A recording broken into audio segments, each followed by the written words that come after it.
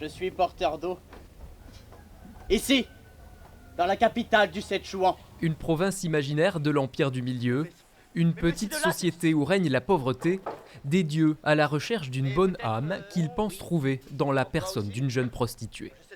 Beaucoup en sont venus à douter, et parmi eux, certains dieux, qu'il y ait encore de bonnes âmes. Attendez, inspiré, je ne suis pas du tout sûre d'être quelqu'un de bon. Encouragée par les dieux, épaulée par un mystérieux cousin, la jeune Shente va très vite se retrouver confrontée aux limites des commandements divins. Soyez les bienvenus. Il y a l'ancienne locataire qui va venir lui demander du riz, elle va lui en donner. Ses anciens logeurs qui vont demander un hébergement, elle va les accueillir. C'est vraiment le tiraillement. Elle va jusqu'à la limite de sa bonté qui est, je crois, véritable. Et à un moment, elle est obligée de montrer une autre facette d'elle pour pouvoir s'en sortir.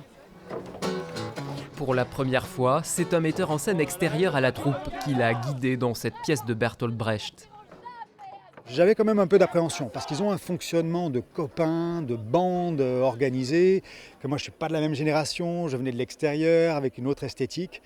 Mais heureusement ça s'est très bien passé parce qu'ils demandaient à ça, ils étaient prêts à être un peu bousculés dans leurs habitudes et en même temps moi je voulais faire avec cette énergie-là. Une recette qui semble faire mouche auprès des spectateurs. Très bien, bonne émotion, bon rythme. J'ai bien aimé l'impact de la jeunesse sur la pièce. Moi, je trouve que la troupe a beaucoup évolué depuis que je les connais, depuis 10 ans. Et voilà, je les trouve de mieux en mieux, de plus en plus matures. D'ici la fin du festival lundi prochain, la bonne âme du Szechuan sera encore jouée 2 fois sous les étoiles de Morins.